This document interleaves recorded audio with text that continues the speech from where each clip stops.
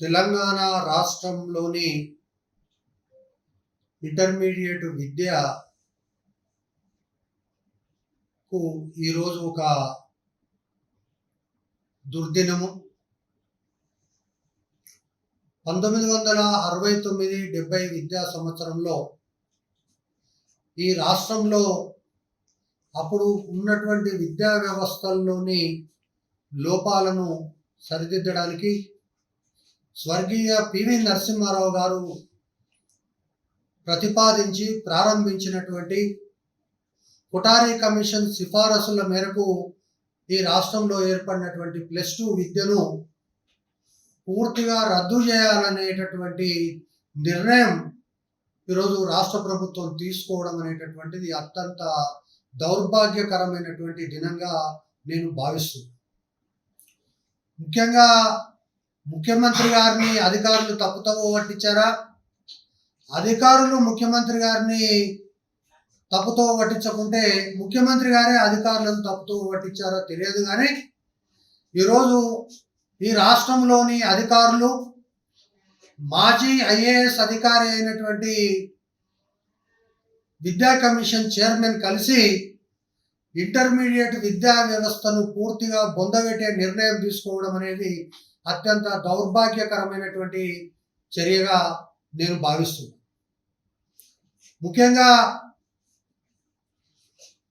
1969లో ఆనాడు ఉన్నటువంటి HSC, SSLC, PUC లాంటి విద్యా విధానాలన్నింటినీ కూడా సంస్కరించి ఒక gateway of higher ఎడ్యుకేషన్గా Telangana, Andhra Pradesh రాష్ట్రాల్లో ఉన్నతమైనటువంటి ప్రమాణాలతోటి ఇంటర్మీడియట్ విద్యను ఏర్పాటు చేయడం, తద్వారా పాఠశాల విద్య కంటే మెరుగైనటువంటి విధానాలతోటి, ఆచరణతోటి రూపొందినటువంటి ఈ యొక్క ఇంటర్మీడియట్ విద్యా వ్యవస్థ దేశానికే తలమానికంగా ఉన్నటువంటి విషయాన్ని ఈ రాష్ట్ర ప్రభుత్వం పూర్తిగా విస్మరించిందని చెప్పి నేను భావిస్తున్నాను.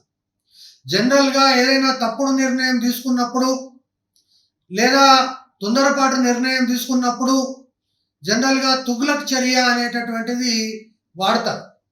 కానీ ఈరోజు రాష్ట్ర ప్రభుత్వం తీసుకుంటున్నటువంటి ఈ నిర్ణయం ఏదైతే ఉందో ఆ నిర్ణయాన్ని ఖచ్చితంగా గియాసుద్దీన్ తుగ్లక్, ఎవరైతే తుగ్లక్ తాత ఉన్నాడో ఆయన కూడా ఇటువంటి నిర్ణయాలు తీసుకునే అవకాశం ఉండదని చెప్పి నేను భావిస్తున్నా.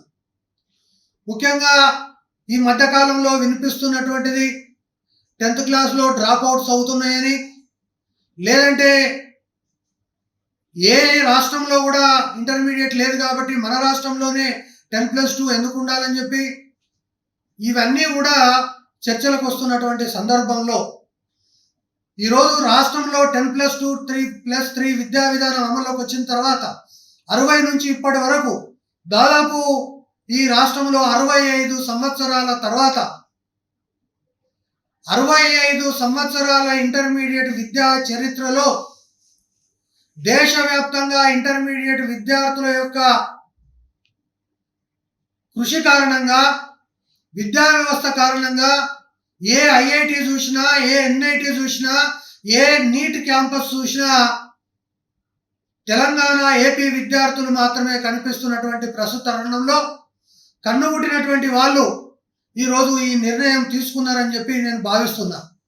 ప్రతి సంవత్సరము 5,50,000 మంది విద్యార్థులు 10th క్లాస్ పాస్ అవుతుంటే 30,000 అదనంగా ఈరోజు ఇంటర్మీడియట్ విద్యా వ్యవస్థలో చేరుతున్నారు. ఈరోజు నవోదయ పాఠశాలలు కానీ, హైదరాబాద్ పబ్లిక్ స్కూల్ కానీ, బేగంపేట పబ్లిక్ స్కూల్స్ కానీ, సిబిఎస్ఈ స్కూళ్ళ నుంచి కానీ, ఇతర రాష్ట్రాల నుంచి కానీ ప్రతి సంవత్సరం 35,000 మంది విద్యార్థులు అదనంగా ఇంటర్మీడియట్ విద్యా వ్యవస్థలో చేరితే ఈరోజు అడ్మిషన్లు తగ్గిపోతున్నాయి, 10th క్లాస్లో డ్రాప్ అవుట్స్ అవుతున్నాయని ఎవరైతే ఈ యొక్క అధికారులు ఇచ్చినటువంటి సమాచారం మేరకు ఖచ్చితంగా ఈ రాష్ట్రంలో ముఖ్యమంత్రి తీసుకున్నటువంటి ఈ నిర్ణయం చాలా తప్పుడు నిర్ణయం, తుగ్లక్ నిర్ణయము. అదేవిధంగా పివి నరసింహారావు లాంటి ఒక విద్యావేత్త తీసుకున్నటువంటి నిర్ణయాన్ని తిరగదోడేటటువంటి స్థాయి ముఖ్యమంత్రి గారికి లేదని చెప్పి నేను మనవి చేస్తా ఉన్నా. ఎవరితో సంప్రదించకుండా, ఎవరితో చర్చించకుండా ఈరోజు ముఖ్యమంత్రి గారు ఇంటర్మీడియట్ విద్యా వ్యవస్థను రద్దు చేయడం అనేటటువంటిది చాలా బాధాకరమైనటువంటి విషయం. ముఖ్యమంత్రి గారు ఈరోజు నీకు స్పష్టంగా నేను చెప్పదలుచుకున్నా, ఇదే విద్యా కమిషన్ చైర్మన్ గారు ఏదో పెద్ద ఎత్తున నేను పడుస్తా అని చెప్పి ఆంధ్రప్రదేశ్ రాష్ట్రానికి పోయి ఇంగ్లీష్ మీడియం పాఠశాలలు అని చెప్పి పెద్ద ఎత్తున జగన్మోహన్ రెడ్డి ఈ రాష్ట్రంలోనే దేశంలోనే కొత్త విద్యా వ్యవస్థను తీసుకొని వస్తాడు. అసలు తెలుగు మీడియం కాకుండా మొత్తం ఇంగ్లీష్ మీడియం పాఠశాలలు పెట్టి అసలు డిస్టినేషన్ ఆఫ్ ఎడ్యుకేషన్ కు ఆంధ్రప్రదేశ్ అనేటటువంటిది ఒక కేర్ ఆఫ్ అడ్రస్ గా మారుతుంది అంటే ఈ యొక్క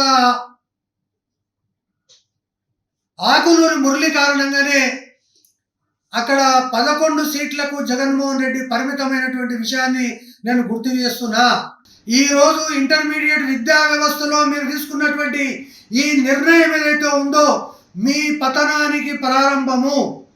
మీరు ఖచ్చితంగా ఎట్లయితే జగన్మోహన్ రెడ్డి పతనం ఉందో అంతకంటే ఘోరమైనటువంటి పతనానికి మీకు మీరే నాంది ప్రస్తావన చేసుకుంటున్నారు.